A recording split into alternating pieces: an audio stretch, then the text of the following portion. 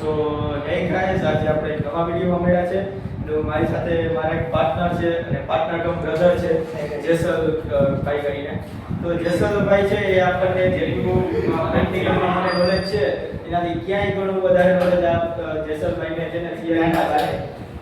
Practical વધારે સારું છે. આ રીતે આપણે આ ચેનલમાં જોડાવા માટે મેં રિક્વેસ્ટ કરીને એને આપણી ચેનલમાં જોડાશે. તો આપણી ચેનલ ઉપર જેટલા પણ થિયરિટિકલ ભાગના જેટલા પણ વિડીયો હશે, રેક્ટિફાયર છે, પછી ઇન્ડક્શન મોટર કઈ રીતે કામ કરે છે, ઇન્ડક્શન મોટરના પ્રિન્સિપલ, જનરેટર છે એ કઈ રીતે કામ કરે છે, સિંક્રોનસ મોટર, એક્સપ્રેસ આપણે છે એ પણ થિયરી ભાગમાં જેટલું આવે છે, કેસીએલ, કેવીએલ છે, સિરીઝ પેરેલલ કનેક્શન છે, કેપેસિટર્સ છે, રેઝિસ્ટર્સ છે, XYZ આપણે જેટલો પણ થિયરી પાર્ટ છે એ બધું આપણા જે જેસલભાઈ છે એ લેવાના છે. તો આજે એક આપણે ન્યુ વિડિયોમાં આપણે આવીએ છીએ. એ ન્યુ વિડિયોમાં આપણે રેક્ટિફાયર વિશે ભણશું કે ભાઈ રેક્ટિફાયર શું છે. તમને પ્રેક્ટિકલ તો હું તમને દેખાડીશ, એની સાથે જ થોડીક પેલા તમને થિયરીમાં તમે નોલેજ લઈ લો કે રેક્ટિફાયર છે એ શું કામ કરે છે, એનો કઈ રીતે યુઝ છે, કેટલી ટાઈપના રેક્ટિફાયર આવે છે, એ બધી વસ્તુ છે એ જેસલભાઈ તમને કહેશે વિડિયોમાં. તો વિડિયોમાં બના રહેજો, લાઈક શેર અને સબસ્ક્રાઇબ જરૂરથી કરજો. Thank you. સો ગાઈસ, જેમ કે વાત કરી હતી તમને આજે રેક્ટિફાયર વિશે જાણવા મળશે. તો આપણે આજે એક ત્રણ ટાઈપ છે એ આપણે રેક્ટિફાયર ની અંદર ભણશું કે રેક્ટિફાયર શું છે, વોટ ઇઝ રેક્ટિફાયર. બીજી વસ્તુ છે working principal of rectifier. Rectifier છે કેવી રીતે વર્ક કરે છે, કયા પ્રિન્સિપલ ઉપર વર્ક કરે છે એ. અને થર્ડ વસ્તુ છે ટાઇપ્સ ઓફ રેક્ટિફાયર, કે રેક્ટિફાયર છે ને કેટલા ટાઈપ છે. તમને શોર્ટમાં કહ્યું તો હાફ વેવ ને ફૂલ વેવ છે, પણ એની અંદર જે ટાઈપ છે બધી ડિટેલ છે તમને જેસલ સર છે આગળ તમને વિડિયોમાં દેખાડશે. તો continue on the video. Hello guys, આજે આપણે જેવું આપણે જયદીપભાઈ કીધું એવી રીતે રેક્ટિફાયર ને આપણા વિશે બધું ઉપર સુધી માહિતી લઈ લેશું. હજી ડિટેલમાં ઘણું બધું છે રેક્ટિફાયરનું, પણ આપણે જે આ ક્વેશ્ચન લખ્યા છે એના આન્સર તરીકે આપણે એક લઈ લેશું માહિતી કે રેક્ટિફાયર શું છે, એટલે કે what is rectifier, working principal of rectifier અને જેનું છે ટાઇપ્સ ઓફ રેક્ટિફાયર. તો સૌથી પહેલો ક્વેશ્ચન છે વોટ ઇઝ રેક્ટિફાયર. તો કે રેક્ટિફાયર શું છે? તો કે રેક્ટિફાયર એ એક સર્કિટ છે. રેક્ટિફાયર એક સર્કિટ છે જે શું કરે છે, જે આપણા ઘરમાં આવતા એસી સપ્લાય છે, જે આપણા ઘરમાં જે આપણે યુઝ કરીએ છીએ એ છે એસી સપ્લાય. એ એસી સપ્લાયને ડીસી સપ્લાય એટલે કે જે આપણા બેટરીમાં છે એવા ડીસી સપ્લાયમાં કન્વર્ટ કરે.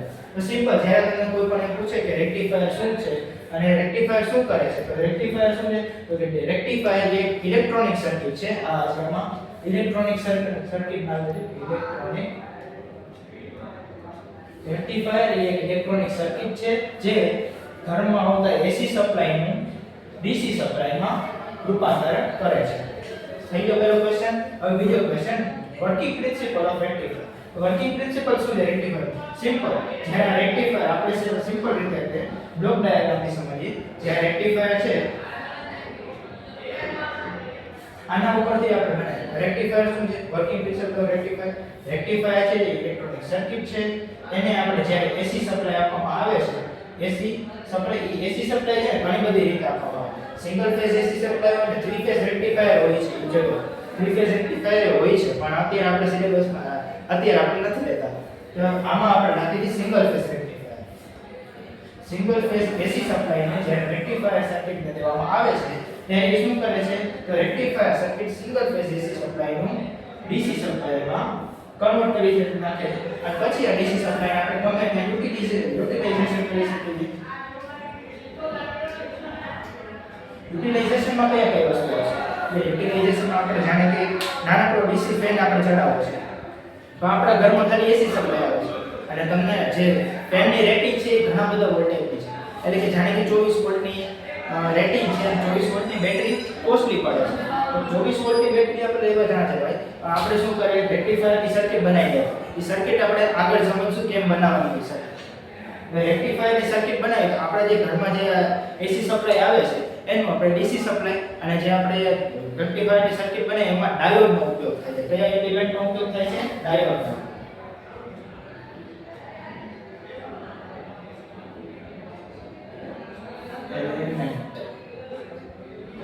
element used in rectifier. Okay, element used in rectifier શું છે? ડાયોડ. ડાયોડનો ઉપયોગ કરીને આપણે સિંગલ ફેઝ એસી નું ડીસી સપ્લાયમાં રૂપાંતરણ કરશે. એ આપણે આગળ જોશે કઈ રીતે કરશે. હવે જો આપણે એ શીખી ગયા રેક્ટિફાયર શું છે, રેક્ટિફાયર શું કરે છે અને વર્કિંગ પ્રિન્સિપલ શું છે. હવે આપણે શીખી ટાઇપ્સ ઓફ રેક્ટિફાયર. એટલે ટાઇપ્સ ઓફ રેક્ટિફાયરમાં શું, રેક્ટિફાયર હોય છે બે પ્રકારના હોય છે. એક હાફ વેવ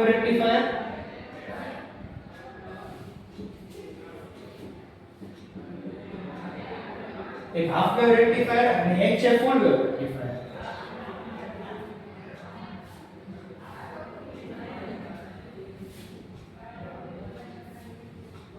તો શું છે હાફ વેવ અને ફૂલ વેવ એટલે શું છે? તો કે જે આપણે રેક્ટિફાયર આપણે સર્કિટ બનાવી એ એસી સપ્લાયનું કયા સપ્લાય ડીસી સપ્લાયમાં તો કરે જ છે. તો એસી સપ્લાયમાં આપણે ખબર છે કે એસી સપ્લાય એ કેવી છે, ઓલ્ટરનેટિંગ સપ્લાય છે. આ ઓલ્ટરનેટિંગ સપ્લાયમાં જે હાફ વેવ છે એ માત્ર હાફ પોર્શન નો જ ડીસી સપ્લાયમાં કન્વર્ટ કરશે. અને જે ફૂલ વેવ રેક્ટિફાયર છે એ આખી આ સાયકલ ને ડીસી સપ્લાયમાં કન્વર્ટ કરશે. એટલે કે આની એફિશિયન્સી વધારે હોય, આની એફિશિયન્સી ઓછી હોય, આની એફિશિયન્સી ઓછી હોય છે અને આની એફિશિયન્સી વધારે છે as compare to half wave rectifier. હવે જો હાફ વેવ રેક્ટિફાયર નો યુઝિંગ ખાલી એક જ ડાયોડનો ઉપયોગ થાય છે હાફ વેવ રેક્ટિફાયર બનાવવા માટે. અને ફૂલ વેવ રેક્ટિફાયરના બે પ્રકાર છે. આને બે રીતે બનાવી શકાય. પહેલું સેન્ટર ટેપ ટ્રાન્સફોર્મરની મદદથી,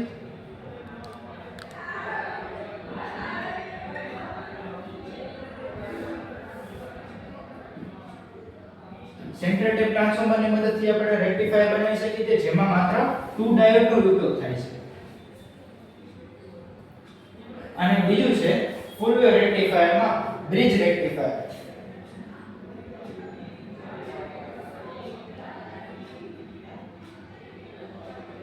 આ જે બ્રિજ રેક્ટિફાયર છે આમાં કેમ 2 ડાયોડનો ઉપયોગ થતો? એ 2 ડાયોડના ડબલ એટલે કે 4 ડાયોડનો ઉપયોગ થશે. તો દોસ્તો આજે આપણે શું શીખ્યા? What is rectifier? રેક્ટિફાયર શું છે? એ એક ઇલેક્ટ્રોનિક સર્કિટ છે જે એસી સપ્લાયનો ડીસી સપ્લાયમાં કન્વર્ટ કરે છે. વર્કિંગ પ્રિન્સિપલ શું છે?